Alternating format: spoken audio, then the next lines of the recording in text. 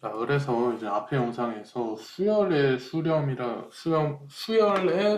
대해서 한번 이게 기억을 되살려 봤으니까 이번에는 확률 변수의 수열 얘기를 시작을 할게요. 그래서 확률 변수의 수열 얘기할 때 우리가 일단 떤 확률 모형이든지 간에 항상 표본 공간과 그 S라고 하고 확률 측도 P를 고려를 하게 됩니다.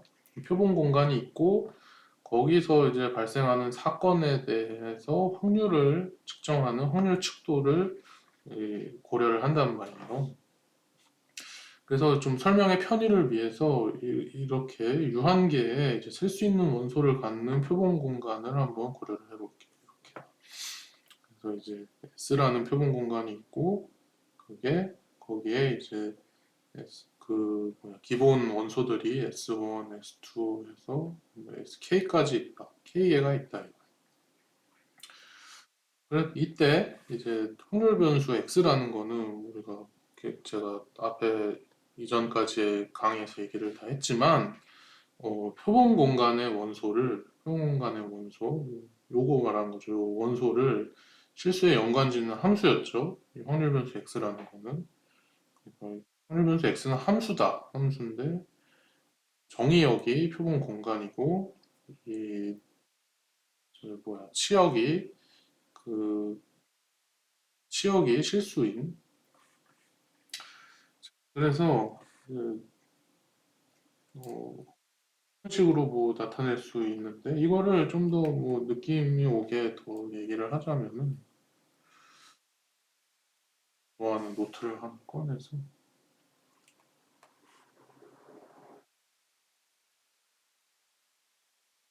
주사위 던지기 같은 거를 생각해 보면은 그때 표본 공간이 이렇게 되겠지.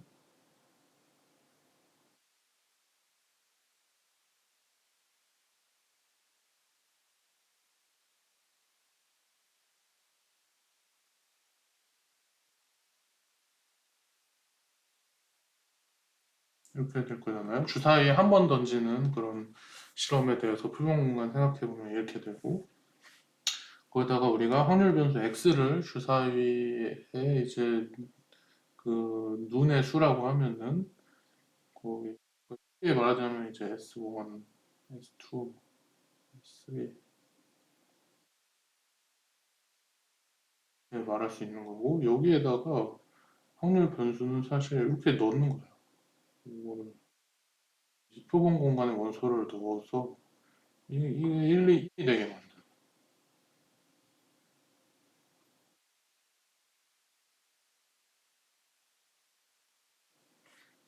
그래서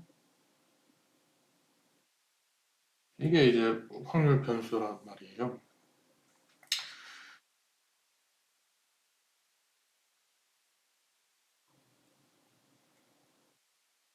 그 다음에 이 확률 변수에 IID 확률 변수예요. IID 확률 변수의 수열 X1, X2, S3까지 삼 그리고 그 이후까지 생각을 했을 때 항상 동일한 표본 공간 S가 있다.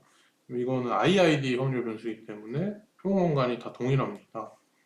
그걸 기억하면은 우리가 n번째 확률 변수를 xn이라고 했을 때 n번째 확률 변수 xn이라고 했을 때 이거는 똑같이 이거랑 똑같이 그 표본 공간 S에서 실수로 이렇게 이렇게 연관 지어주는 그런 함수가 되는 것이고 이렇게 쓸 수 있겠죠. 우리가 이거 그냥 X에 요 원소를 넣었을 때 그 X에다가 SI를 넣었을 때 XI라고 한다면은 지금 여기 N이라는 첨자가 하나 더 붙어 있으니까 이때는 뭐 쓸 수 있겠죠. XN에 XI가 이렇게 들어가면은 XNI다. 이런 식으로.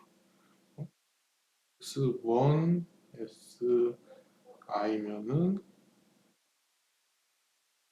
X1I가 되고 X2의 SI면은 X2의 I가 되고 이런 식으로.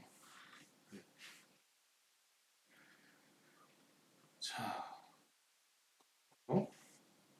그래서 이런 거를 이제 좀 종합하자면은 이 확률 변수의 수열이라는 거는 사실 함수의 수열이라고 할 수 있다.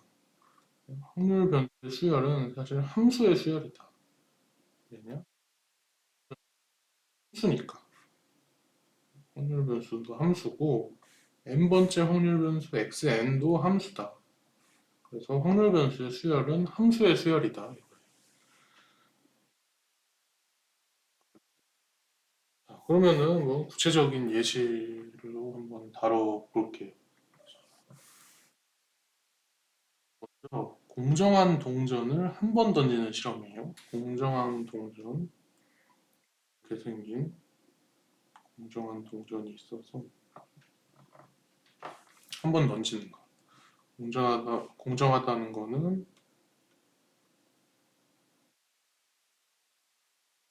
B 나올 확률 2분의 1, D가 나올 확률 2분의 1이라는 거예요.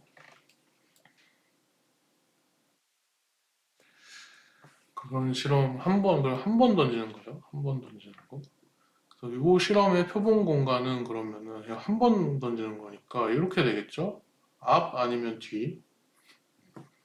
그리고 이 표본 공간 상에 우리가 이런 확률 변수의 수열을 정의했다고 쳐봅시다. 자, 그러니까 확률 변수의 수열인데 써 있는 대로 그냥 보면 되는데 이렇게 정의한 거죠. xn, s인데 이게 나누기 n 플러스 1이다. 언제 s가 h면 그리고 언제 s가 t면 1s, x2s, x3s 이런 식으로 가는 수열인데 우리가 동전을 한번 던져가지고 던지면은 그 s가 여기서 나오겠죠? h 아니면 t가 나오겠죠? h 아니면 t가 나오는데 그거에 따라서 h가 나왔으면 그러니까 앞면이 나왔으면은 이게 이렇게 되는 거고 뒷면이 나와버렸으면은 이게 이렇게 되는 그런 확률 변수의 수열이다. 뭐 어떤 상황인지 아셨을 거라고 믿고 자, 그러면 이 세 개의 문제들을 한번 풀어볼게요. 그래서 x, n들이 일단 서로 독립이냐? 서로 독립이려면 우리 독립의 조건이 이거였잖아요. 어,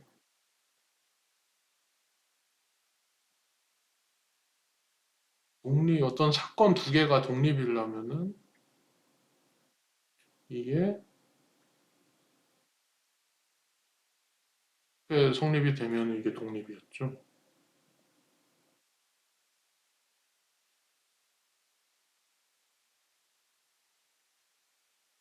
그런지 아닌지 확인해보자 이거예요. 그래서 직관적으로 봤을 때 일단 XN들, 이런 XN들은 다 동일한 동전 던지기, 그러니까 동전 한 번 던진 거에 대한 결과로 실현이 되는 거기 때문에 서로 독립이 아니다 이거예요. 그냥 직관적으로 딱 생각해 봤을 때. 그럴 수 있겠죠. 모든 이런 확률 변수의 수열의 값들이 한 번의 동전 던지기의 결과에 의해서 결정이 되니까 독립이 아닐 것이다. 자, 그건 직관적인 거고, 그럼 한번 우리가 이게 독립인지 아닌지, 모든 경우에 대해서 다 독립이다라는 걸 보이려면은 좀 번거로운데, 이게 독립이 아니다라는 걸 보이는 거는 좀 더 쉬워요. 왜냐하면 독립이 아닌 경우 한 가지 예시만 들면 되니까. 그래서 일례로 x1과 x2가 서로 독립이 아닌 거를 좀 명시적으로 이런 관계를 통해서 보이려면은 이렇게 하면 돼요. 이렇게. 이게 뭐냐면은 일단 요 확률은 뭐냐면은 x1이 1이면서 x2가 1인 그런 교집합 사건의 확률인 거예요. 그래서 x1이 1이 되면서 또 x2가 1이 되려면은 일단 이 확률 변수의 수열이 이렇게 정의되어 있으니까 반드시 요거여야 될 거예요. 요거예요.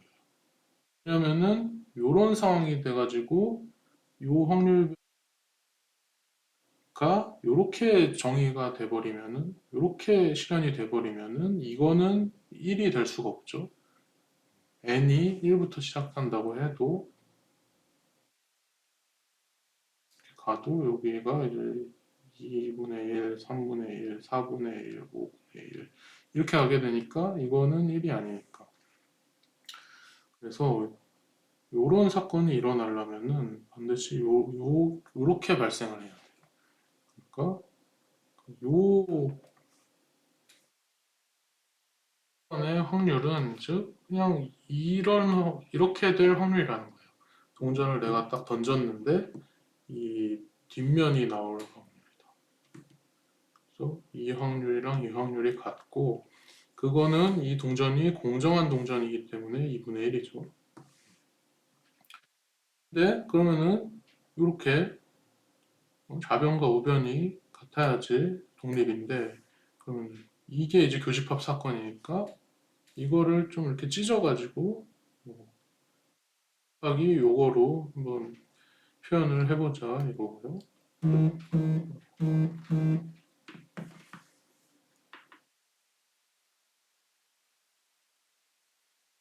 이렇게 한번 표현을 해보자 이거고 그러면은 요 각각의 확률은 뭐냐면은 요 확률, 요 확률은 뭐냐면 사실 이거란 말이에요. x1이 1일 확률은 딴 거 다 제껴놓고 그냥 x1이 1일 확률은 공전 동전 한 번 던졌을 때 이 뒤가 나와야지 또 이게 1이 될 것이고 다른 사건 다 제쳐두고 그냥 x2가 1일 그런 경우에 대한 그런 사건에 대한 확률은 또 s 이 동전 던지기가 뒷면이 나와야 된다는 거죠.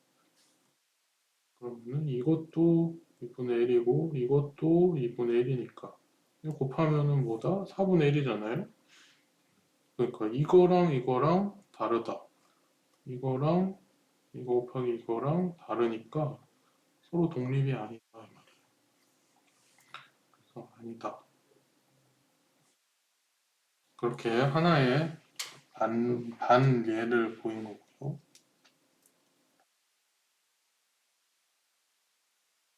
그리고 이제 두 번째 이 작은 문제를 살펴보면은 자, xn의 확률 질량 함수를 이렇게 썼을 때 아무튼 xn의 확률 질량 함수와 분포 함수 이거를 찾아라 이거죠. 그래서 이제 확률 질량 함수는 쓰면은 이거는 xn이 x1 확률인 거고 분포 함수는 이렇게 쓰면은 xn이 x 이하일 확률이 되겠죠. 그거를 한번 해보자. 자, 해보면은 각 xn들이 다 2분의 1의 확률로 두 값 중에 하나로 실현이 되죠. 그래서 그냥 이걸 보면 되겠네. 요거에 대해서 이렇게 될 확률이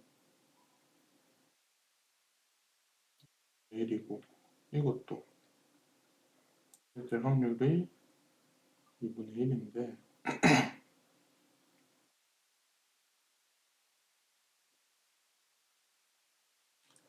근데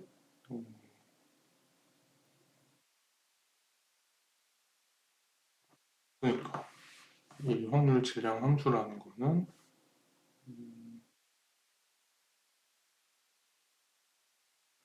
그 어떤 확률 변수의 확률 질량이 어떤 그 확률 변수가 가질 수 있는 값들 중에서 어디에 얼마만큼 확률 질량이 가 있느냐, 확률이 얼마만큼 할당돼 있느냐, 그 얘기를 하는 거니까. 그러니까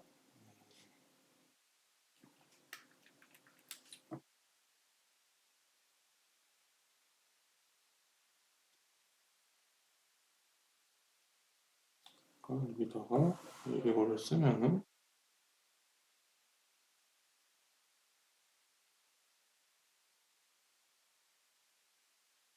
1씩 가 있다. 2분의 1씩 가 있는데 언제 가 요거인 상황. x가 요거일 때 확률 절반의 확률이 가 있고 나머지 절반의 확률은 x가 1일 때. 그래서 확률 질량 xn의 확률 질량 함수는 이렇게 이제 정의가 된다 이거예요. 이거 분포 함수는 이렇게 정의가 일단 되니까 되는데 이게 지금 확률이 그 이렇게 이거는 이 xn이라는 놈은 이산 확률 변수니까 이 분포 함수의 형태가 이렇게 점프를 하게 되는 거란 말이지. 그리고 언제 점프하냐면은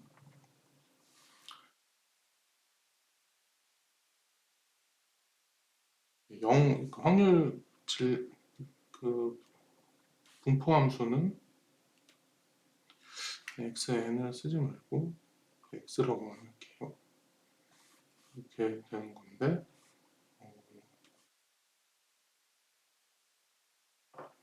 지금 x가 1일 때랑 x가 n 플러스 1분의 1일 때 근데 n 플러스 1분의 1이라는 거는 사실 2분의 1, 3분의 1, 4분의 1 식으로 가기 때문에 이게 다 1보단 작단 말이야. 그러니까 이게 먼저 이렇게 어딘가에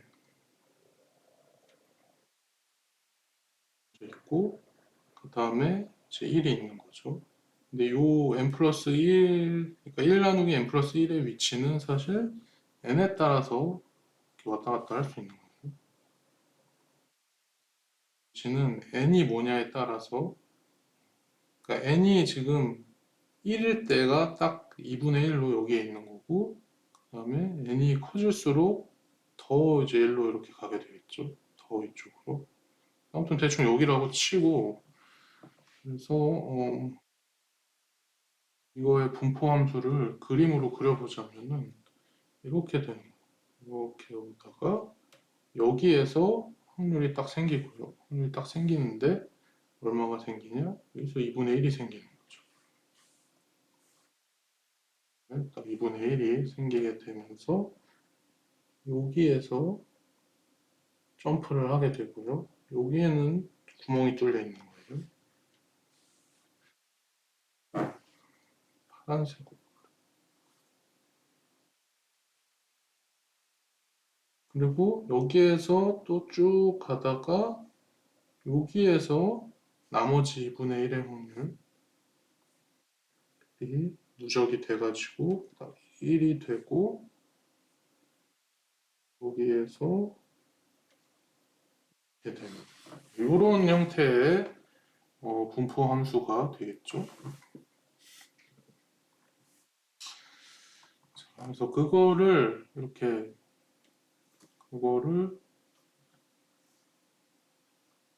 어, 이렇게 쓴 거예요. 내가 이렇게 그림으로 그려준 이거.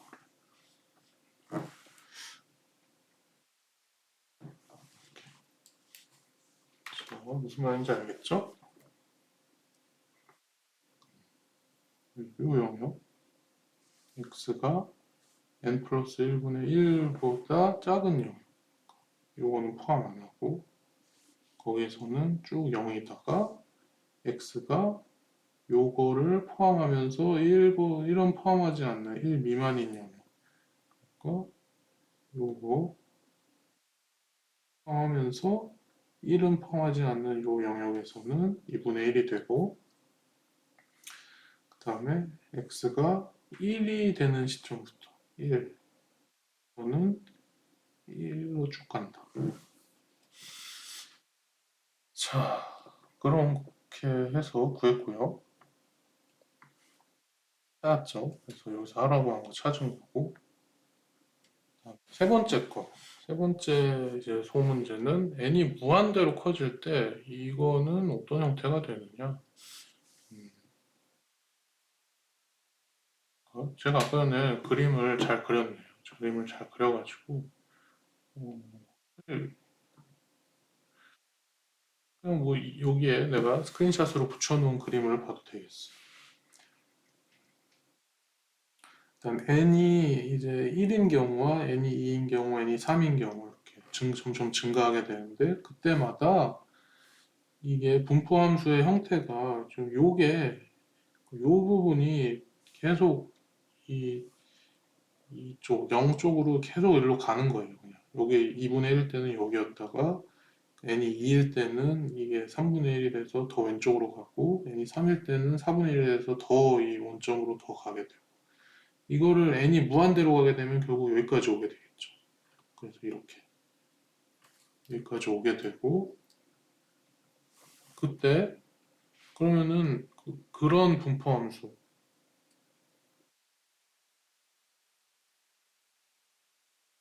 이런 분포함수는 뭐냐면은 이 베르누이 확률 변수인데 그 매개 변수가 2분의 1인 그런 베르누이 분포를 따르는 확률 변수의 분포함수가 된다는 거예요. 자, 그러니까 그럼 확률 변수 x가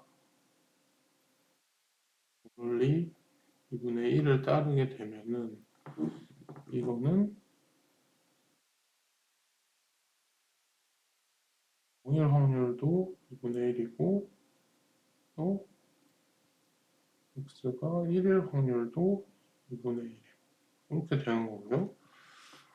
그러면은 이거 0이니까 x가 0인 지점에 2분의 1의 확률 질량이 있고 x가 1이 되는 지점에서 또 2분의 1의 확률이 누적이 딱 돼가지고 확률 1이 되는 이렇게 되는 거죠.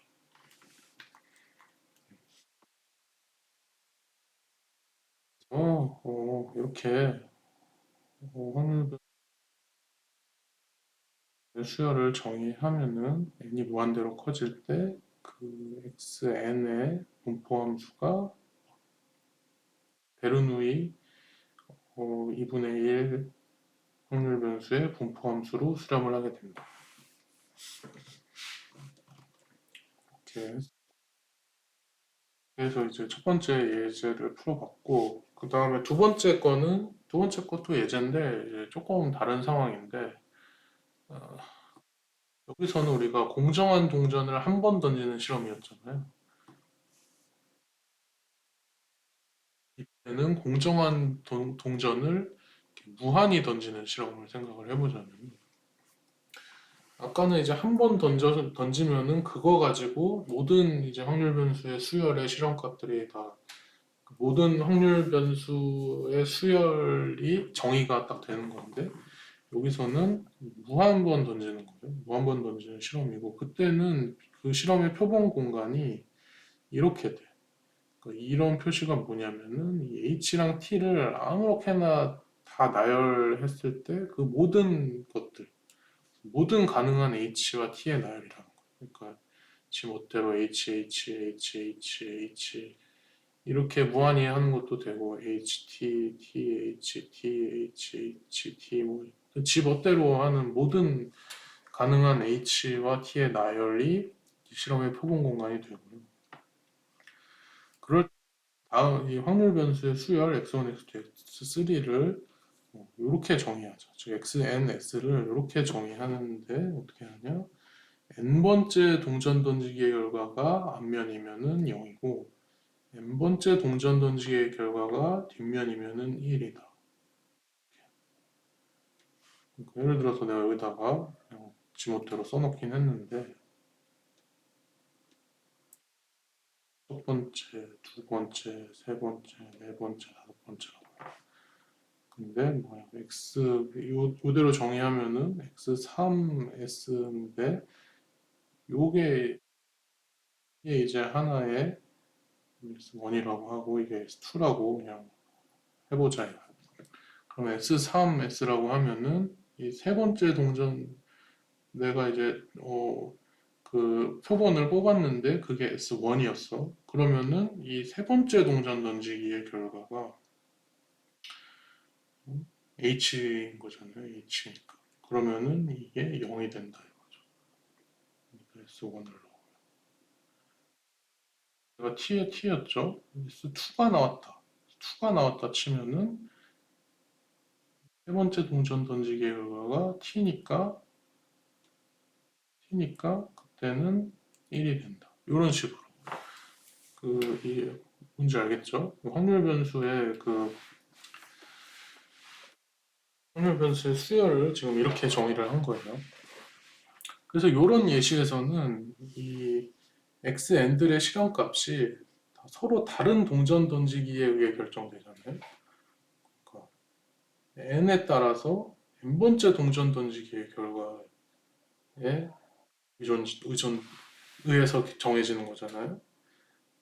n이 뭐 4면은 네 번째 동전 던지기, n이 5면은 다섯 번째 이런 식으로 샌들이 다 서로 다른 동전 던지기에 의해 결정되기 때문에 이 XN들은 다 서로 독립이에요. 그리고 이 N들은 또 사실 이게 이런 상황이 또 베르노이 2분의 1 확률 변수죠. 그러면은 공정한 동전이니까 앞면 나올 확률, 뒷면 나올 확률이 다 2분의 1씩이고 그리고 나올 수 있는 값이 0과 1 두 가지니까 그런 게 이제 베르노이 확률 변수였죠. 이 매개 변수가 2분의 1인. 그렇기 때문에 이 XN들 X1, 2, 3, 4, 5, 6, 7, 8, X1, 2, 3, 4, 5, 6, 7, 8 이놈들은 사실 이 베르노이 2분의 1 확률 변수의 그러니까 IID한 베르노이 2분의 1 확률 변수의 수열이라고 할 수가 있겠죠.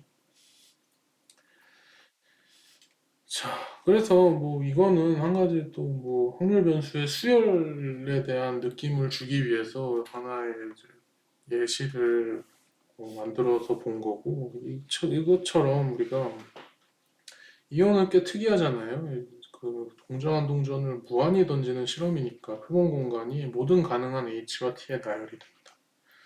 그런 경우에는 우리가 표본 공간을 직접적으로 누가 알려주지 않아도 그 표본 모든 가능한 H와 T의 나열이 실험의 표본 공간이라는 걸 이제 확률을 공부해 본 사람이라면은 좀 바로 이제 인지할 수가 있어야 된다는 거죠.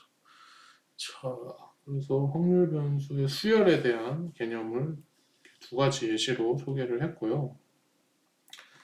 그 다음에 지금 마지막 부분에서 조금 얘기를 하자면은 확률 변수의 수렴 모드와 그놈들끼리의 또 강약 관계라는 게 있을 수 있어. 제가 수렴 모드는 이렇게 뭐 분포 수렴, 확률 수렴, 평균 수렴, 거의 확실한 수렴 이렇게 네 개 정도 소개할 거라고 했었잖아요.